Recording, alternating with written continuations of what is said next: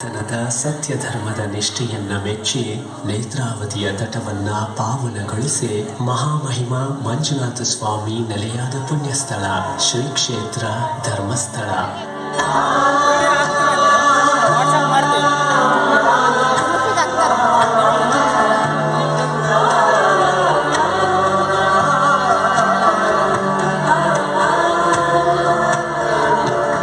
ದೇವರುಗಳು ಧರ್ಮದೇವತೆಗಳು ಅಣ್ಣಪ್ಪ ಸ್ವಾಮಿಯ ಶ್ರೀರಕ್ಷೆಯಲ್ಲೇ ಜಗತ್ಪ್ರಸಿದ್ಧವಾದ ಧರ್ಮಸ್ಥಳದ ಧರ್ಮಾಧಿಕಾರಿಗಳು.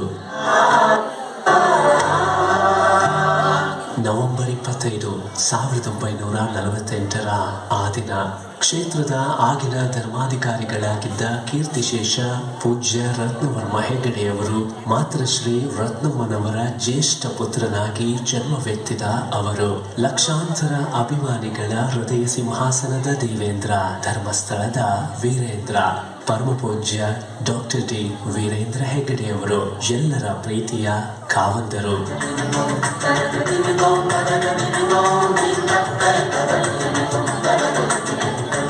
ಸಂಸ್ಕೃತಿ ಸಂಸ್ಕಾರದ ತಳಹದಿಯಲ್ಲೇ ಪೂಜ್ಯರು ವಿದ್ಯೆ ಬುದ್ಧಿಯನ್ನ ಕಲಿಯುತ್ತಿದ್ದ ದಿನಗಳು.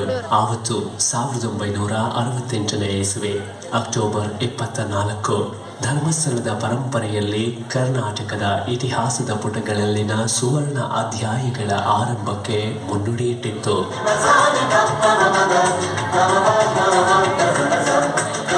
ಧರ್ಮಸ್ಥಳದ 21ನೇ ಧರ್ಮಾಧಿಕಾರಿಗಳಾಗಿ ಪರಮ ಪೂಜ್ಯರು ಪಟ್ಟಾಭಿಷಿಕ್ತರಾದರು. ಲೋಕ ಕಲ್ಯಾಣದ ಹೊಸ ಪರ್ವದ ಆರಂಭವಾಗಿತ್ತು. ಸದ್ವಿಚಾರಗಳು, ಸಚ್ಚಿಂತನೆಗಳು, ಸರ್ವೇ ಜನ ಸುಖಿನೋ ಭವಂತು ಅನ್ನುವ ಶಬ್ದಗಳು ರಕ್ತದ ಕಣಕಣಗಳಲ್ಲಿ ತುಂಬಿತ್ತು.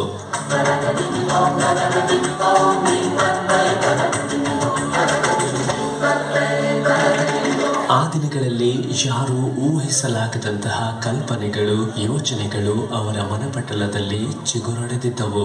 ಆರಂಭಗೊಂಡವು ಸಾಲು ಸಾಲು ಯೋಜನೆಗಳು.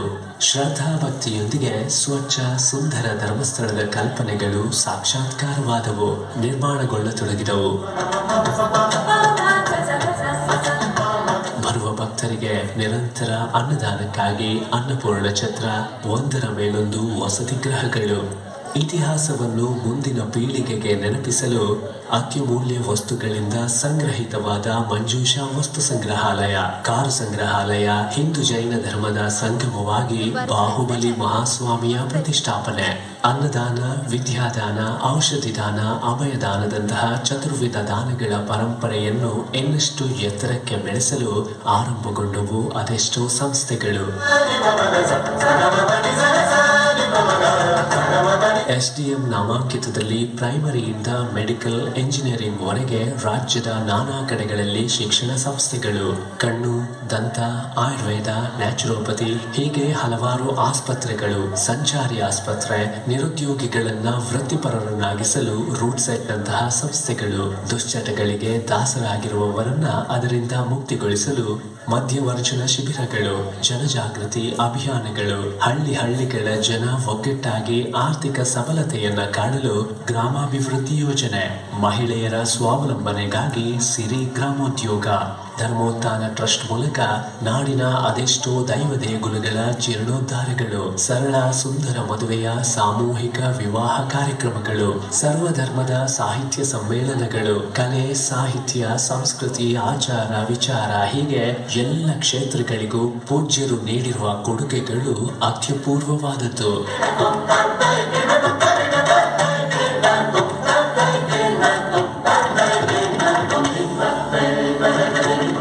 ಅಖಂಡವಾದ ಜ್ಞಾನ ಭಂಡಾರ, ದೈವಿ ಶಕ್ತಿ, ಮಂತ್ರಮುಗ್ಧಗೊಳಿಸುವ ಮಾತುಗಳ ಮೂಲಕ ಅದೆಷ್ಟೋ ವ್ಯಾಜ್ಯಗಳನ್ನ ಪರಿಹರಿಸಿದ ನ್ಯಾಯಮೂರ್ತಿಗಳು, ಯೋಗ, ಯಕ್ಷಗಾನ, ಭಜನೆ ಮುಂತಾದ ನಮ್ಮ ಪರಂಪರೆ ಸಂಪ್ರದಾಯಗಳನ್ನ ನಿರಂತರವಾಗಿ ಪೋಷಿಸಿಕೊಂಡು ಬಂದವರು, ಅದೆಷ್ಟೋ ಕಲಾವಿದರಿಗೆ ಅವಕಾಶ, ಆಶ್ರಯ ನೀಡಿದವರು, ನೆರೆಯಲ್ಲಿ ನೆಲೆ ಕಳೆದುಕೊಂಡವರು, ಬರದಿಂದ ಬತ್ತಿ ಹೋದ ಅದೆಷ್ಟೋ ಸಾವಿರ ಜೀವಗಳ ಜೀವನವನ್ನ ಬೆಳಗಿಸಿದ ಅನರ್ಘ್ಯ ರತ್ನ ನಮ್ಮ ಕಾವಂದರು.